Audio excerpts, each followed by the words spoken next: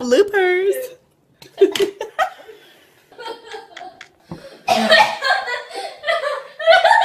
Lastly, for Richard and Michelle, do you anticipate being able to watch the show now that you're no longer a part of it, or is it too sensitive? I'm so excited about watching the show. Absolutely. I mean, I love the show. I love being a viewer of the show, and there's so much of it that, you know, you read in the scripts, but you don't get to see. And now, I don't know anything that's coming, you know, so I can. Because we haven't read the scripts, so we'll be like the nerds on the internet going. No offense to the nerds on the internet. I just wanted you to let me in. I guess I should have let you in. Happy shot. Thanks. It's not what it looks like. And I shouldn't really be saying this, but I kind of went into the first audition unprepared. I was unaware of the show. I hadn't watched the first season. I'd kind of just heard from guy friends who've been watching it that you know, that it's amazing. So it was all kind of word of mouth. And I didn't realise the pressure. And had I realised the pressure, I don't think I would have been able to land the job in the first place. So kind of I'm happy that I was naive for the first round of the audition. I should have bought you flowers and held your hand. Should have given all my hours when I had. I came into the bathroom to find this. Well, clearly I'm interrupting something. Okay, go. I have one question. Where's my leg? Na na na na na na na na na na na Batman. They dead. Like so dead. Like OMG dead. My mother and brother are dead. We're here to talk about Game of Thrones. Game of Thrones. Exactly. All nice and dramatic. Game of Thrones. Are we looking forward to much more dramatic moments in the new season for you? But, yes. I am Sparta!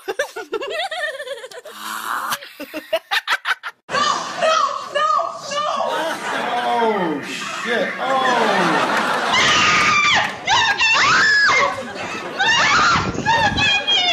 You guys knew about this?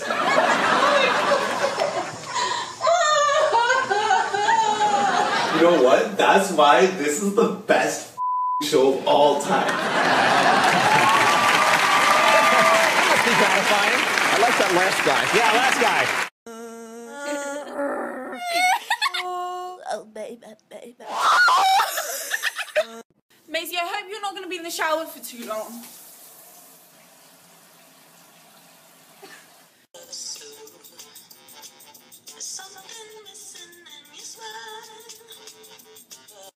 I'm Sophie. I'm India. And this is our Vine. Happy birthday, Only. Happy birthday. I hope you have a great day. Woo!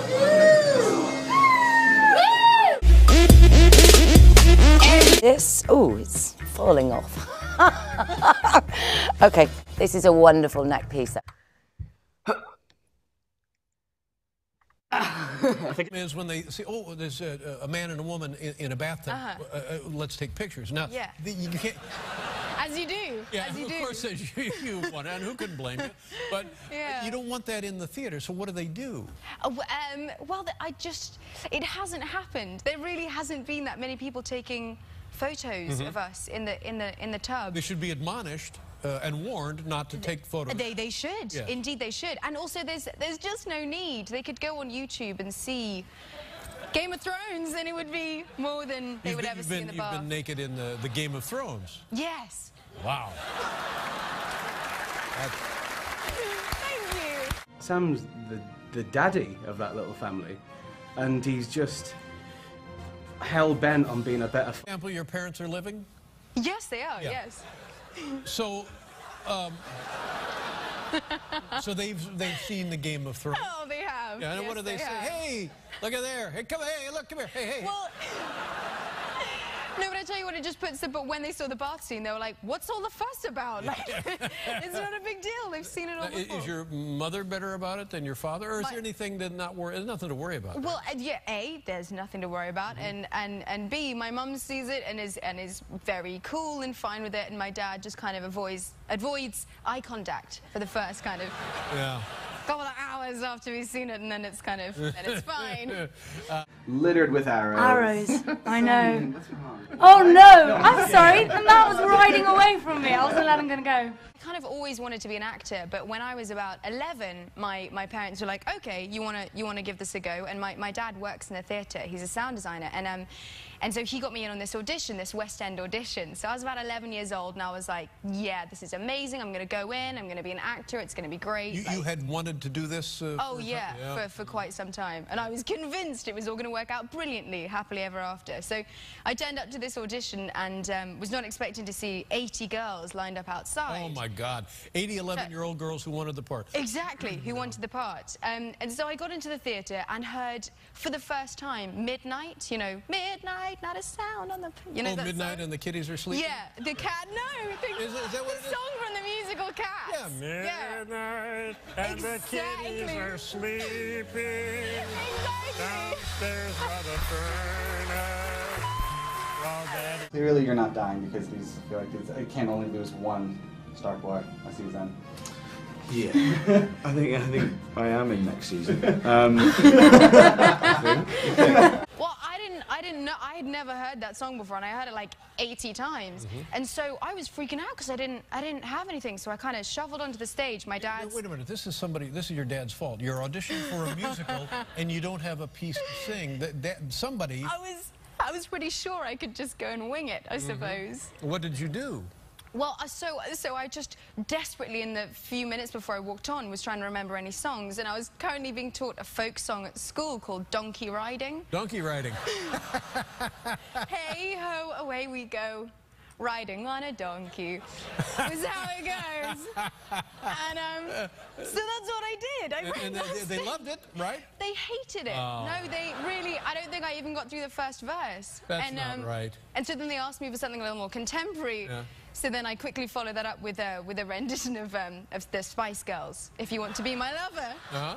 How did that go? Complete with a dance routine. Yeah. I think they saw that out through fits of laughter. And I just remember halfway through my like Macarena type dance move, looking to my dad, and he's just got his head in his hands. Like. Hi. Maisie's beating.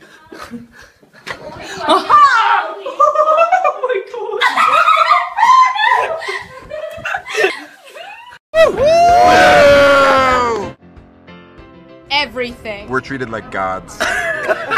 Literally. I know I'm still living, but I admitted while sitting next to George that I hadn't read the books, and now I fear for my life. Oh, really? Yeah. He may become angry now that you haven't read his books, and you'll be hit by a car, which is that doesn't happen much in that realm. Yes. Yes. Yes. A girl came up to me in a bar the other day and said, "You look exactly like Jon Snow." And I was like, "Well, actually, I am." And she said, "You know, he's much taller than you. He's much taller than you." Like, okay, you know what? I lied. I'm not. I'm not Jon Snow. My veins popping. It's not a great. Much better. I like your hair. That's better. Look at the camera. I believe I can fly. Yeah. The race of customary. Oh, wow. At our karaoke party in Iceland, this guy, what did you sing? I don't remember. Faith by George Michael, I remember. He was blinding. You felt this way all day, and then they release it. It goes. The release, and then the release. Yes. So that was a wig, by the way. Yeah. I was like, why are you wearing a helmet? What does winter is coming mean to you? I'm sorry, I just have really inappropriate things in my head. I'm a little shy. You're a little shy? But I think you could join Game of Thrones with this situation. Thank you. I'm also a little nervous to be seated next to the House of Lannister. How would you describe Game of Thrones to people who maybe haven't experienced it yet? It's set in a kind of fictional medieval land with a lot of violence and a lot of very raunchy sex. There's a lot of rumpy-pumpy. A lot of rumpy-pumpy. She is tough. I find some redeeming qualities in her myself, but fans some of them really hate her, and they let you know that, don't they? Yes, yes. They're not I mean, I guess it's a compliment. You know, when you're buying a table and someone's like, "You that bitch off." My name is Tywin Lannister, and I'm a kindly, benevolent father of a dysfunctional family. I like the way you sing and when you dance with me. I don't know why. Fucking yes. That is probably, and please don't take this away, the single poshest voice I've ever heard in my life. Even that laugh is remarkable. After filming, forget about my dirty makeup and go to the shop. People think I'm homeless, and it's hilarious. Well, not really, it's kind of sad. Clapping with one hand. Wow. I'm not gonna die. I'm brave enough tough. Every day's a new challenge. I was in a department store and I was just in the lift and the lift doors opened and this woman kind of looked at me and did a double take and just said, Carice. And the door was kind of closed and that was it. I was like, okay. I wanted to congratulate everyone on making it through season 1 alive. Which not all of your fellow cast members did. Now, with this show, do you ever worry, like, when you get the next script, this is it? Like, this is where your character gets killed? Yeah. It's just the girls. We need Only the girls. Help, don't we? I do a lot of falling in my dress, which is Nice. not that funny to listen to, but to watch it's quite amusing. Season 1, when I was covered in blood doing that scene and I got stuck to the loo scene. No joke. I stuck myself to everything because it was sticky blood. So I stuck my knee to my knee and then myself to the loo. On Game of Thrones. Yes. This is Rose Leslie. And this is Emilia Clarke. Would you believe it? Thank you, guys. Would you believe it? Have fun. But I was walking down the street in, it was in London actually when this happened, and I was, this guy came up to me and he was like, Khaleesi, like mother of dragons, please, please, please, can I have a photo? And I was like, yeah, of course, oh my God, definitely. So he'd take his photo and then he was like, so what's your real name? And I was like, oh, it's Emilia. And he was like, yeah, stick with Khaleesi, it's much better. Thanks a lot. It's a real fan to recognise me because of the hair. And I look quite different with it. Not always riding the horse. Not always riding my horse. Not always getting raped either, which is no. And it was seeing John Bradley's face slowly freezing, slowly turning into a block of art. It was hilarious. They kept the camera rolling just to watch it for a while. It was really mean, but it was. That's really mean. It's like he got icicles on his little. Do you pretty much have all the men at your fingertips now when you meet them? They're like, oh, there she is. There's Emilia Clarke from Game of Thrones, and you're like, I got them.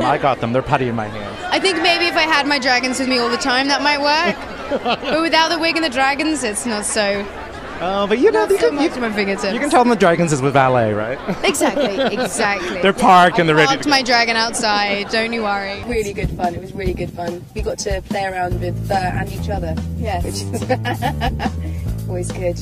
We were just sort of being very affectionate. Yes, exactly. In a fashion way. Yeah, in a styled, fashiony way. Joffrey's a wee prick. Mummy's boy, a bully. He's got nice eyes. I feel like Jack, the actor, has an abundance of redeeming qualities. I feel like Joffrey, the character, less so. He's kind of always sits like squiffy on his chair. And he's like always picking it at the handle. And he's like, I am the king! I feel like Ant-Man is kind of the sleeper. Superman couldn't save his own planet, could he? Well, he's a He baby. was a baby. He's still Superman as a baby. He doesn't have superpowers on Krypton. I mean, Teenage Mutant Ninja Heroes. Yes! Michelangelo. And the little rat. Splinter. You clearly haven't seen this show at all, have you? Inspector Gadget to seek out. Go Gadget. Go Gadget arms. He'd save the world. He would save the world. Now, you live in New York City now? I do. At the moment, that's where I'm living. Yeah, it's amazing. I got here in sort of the end of January, and I was really British about like crossing the street and being really kind of sensible about things. And then within the first like week, I was walking out and I was listening to my music, and this car like comes down in front of me, and I like slam my hand on the hood, and I'm like, hey, I'm walking over here. One of the most terrifying things I've ever had to do was the opening shot of season 3. They wanted to get this feeling of something being behind Sam and something in pursuit of Sam. So they decided the only way to achieve that effect was to chase me on a quad bike through the